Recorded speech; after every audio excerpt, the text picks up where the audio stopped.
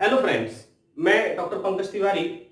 हमारे YouTube channel NIT school of mathematics में आप सभी का स्वागत है। बेटा, हम डिस्कस कर रहे हैं simultaneous differential equation of first order, जिसमें हम पार्ट 1 पब्लिश कर चुके हैं। आज हम आपके सामने लेके आए हैं पार्ट 2। हमने आपसे बेटा कहा था कि साइमल्टेनियस डिफरेंशियल इक्वेशन को यहां हम दो मेथड से सॉल्व कर सकते हैं। पहला मेथड हमारा था एलिमिनेशन मेथड, जिसके बारे में हमने पार्ट 1 में डिस्कस किया। सेकंड हमने आपको बताया था सब्स्टिट्यूशन मेथड। तो आज हम डिस्कस कर रहे हैं सब्स्टिट्यूशन मेथड। बेटा, मैं पहले भी आपको बता चुका हूं कि क्वेश्चन या प्रॉब्लम को आप किसी भी मेथड से सॉल्व कर सकते हैं। एग्जाम में स्पेसिफाई नहीं होता है कि आपको कौन से मेथड से सॉल्व करना है।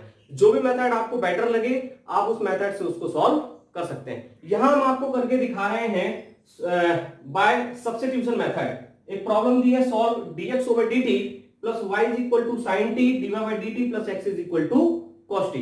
बहुत ही इजी मेथड है।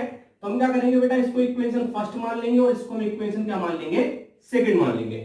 और हम सॉल्यूशन करने जा रहे हैं, तो यहां हमें सब्स्टिट्यूशन करना है।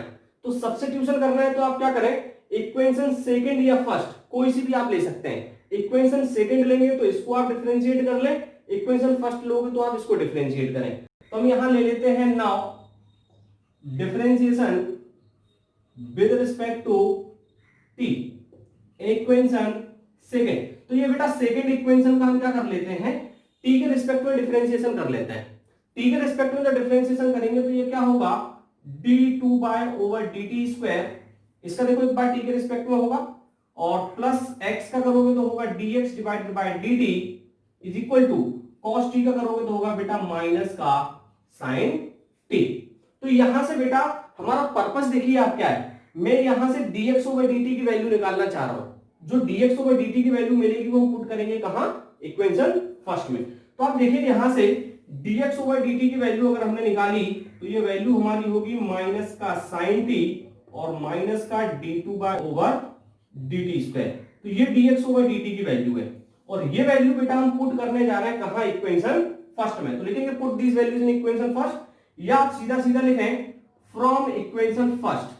तो इक्वेशन फर्स्ट से dx ओवर dt की जगह हमने रखा माइनस sin t और लिखा हुआ है minus d2 over dt square, और देखिए आप लिखा है बेटा plus y is equal to यहां लिखा हुआ है sin t। तो देखिए आप समझ आ रहा है, ये होगा माइनस का d2 ओवर dt स्क्वायर और इसको हमने लिखा प्लस का y इज इक्वल टू, ये sin t जब राइट साइड जाएगा तो हो जाएगा 2 sin t। अब बेटा ये देखिए यहां से माइनस आपको कॉमन लेना पड़ेगा, तो आप इसको लिख सकते हैं d2 over dt square minus का y is equal to minus का 2 इंटू sin t। अब आप ध्यान से देखें जरा, ये आपको निकल के आई है linear differential equation with constant coefficient. आप देखिए इसको आप सॉल्व कर सकते हैं किससे, CF और PI से। तो इसका सॉल्यूशन आपको करने के लिए क्या करना होगा, इसका CF निकालना होगा, और CF निकालने के लिए सबसे पहले इसको सिंबॉलिक फॉर्म में लिखना होगा। तो इसका सिंबॉलिक फॉर्म आप जरा यहां देख लें, इसका सिंबॉलिक फॉर्म हो जाएगा बेटा d square minus 1 y is equal to minus का 2 इंटू साइन टी। क्लियर है। अब हमें बेटा इसकी निकालनी पड़ेगी एक्सिलरी इक्वेशन। तो इसकी एक्सिलरी इक्वेशन हो जाएगी m square minus 1 is equal to 0। तो यहां से m इज इक्वल टू आ जाएगा प्लस माइनस 1। तो CF निकालना आसान होगा।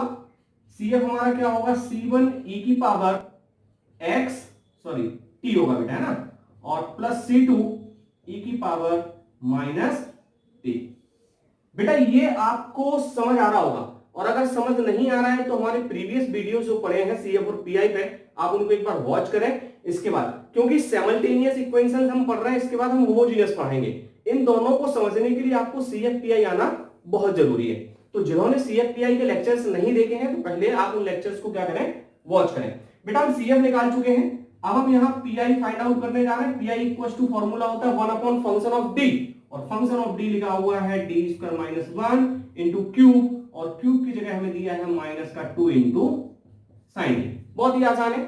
देखिए आप यहाँ माइनस 2 दिया हुआ है, तो इसको हम क्या करें, बाहर ले लें। और आपको मालूम है कि साइन ax और cos ax CF PI में हमने आपको पढ़ाया था केस सेकेंड, तो तो लेक्चर थर्ड में मिलेगा आपको केस सेकंड, जहां हमने आपको सॉल्यूशन बताया था साइन ax और cos ax के लिए किस तरीके से सॉल्व करते हैं। यहां रिप्लेस होता है बेटा डी स्क्वायर, किससे रिप्लेस होता है, टी के कोफिशिएंट के स्क्वायर के नेगेटिव साइन से।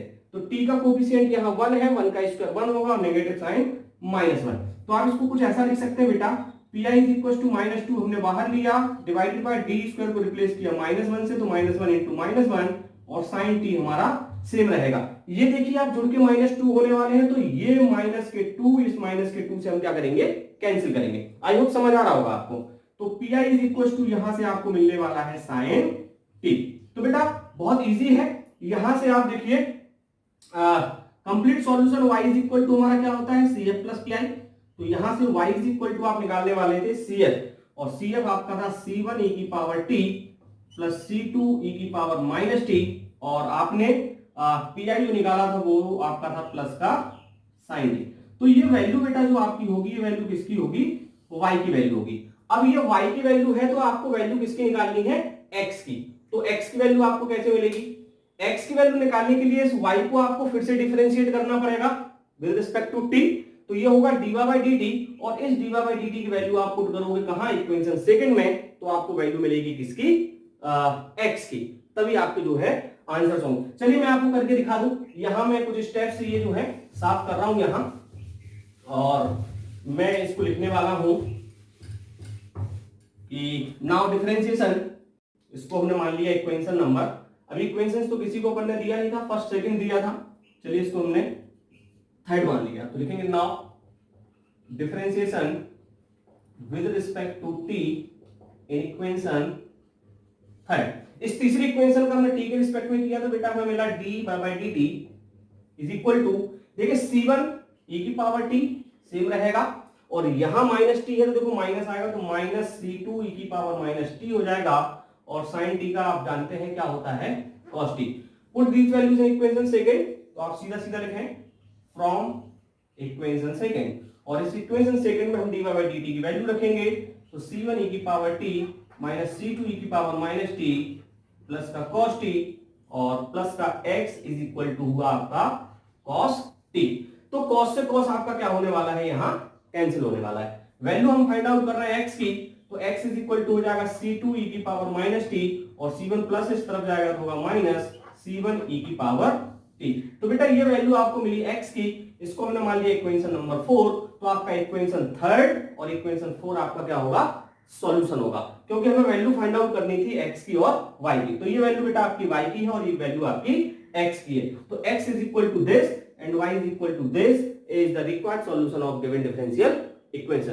तो आई होप आपको समझ आया होगा कि सब्स्टिट्यूशन मेथड से हमें किस तरीके से सॉल्व करना है। आप देखिए यहां हमने कोई भी टर्म जो है एलिमिनेट नहीं किया था, तो एलिमिनेशन मेथड आप पार्ट 1 में समझ चुके हैं, ये पार्ट 2 था। पार्ट 2 में हमने आपको सब्स्टिट्यूशन मेथड बताया, और आपको मालूम हो या ना हो मैं आपको बता दूं कि आप साइमल्टेनियस इक्वेशंस को क्रैमर रूल से भी सॉल्व कर सकते हैं। तो बेटा आगे आने वाले पार्ट 3 में मैं आपको क्रैमर रूल से सॉल्व करके दिखाऊंगा कि आप साइमल्टेनियस इक्वेशन को क्रैमर रूल से किस तरीके से सॉल्व कर सकते हैं। तो बेटा वीडियो आपको कैसे लग रहे हैं, वीडियो शायद आपको पसंद आ रहे हो, तो बेटा अगर फर्स्ट टाइम वॉच कर रहे हैं तो आप चैनल को सब्सक्राइब करें, वीडियो को लाइक करें, और अपने दोस्तों से शेयर करना ना भूलें। Thank you.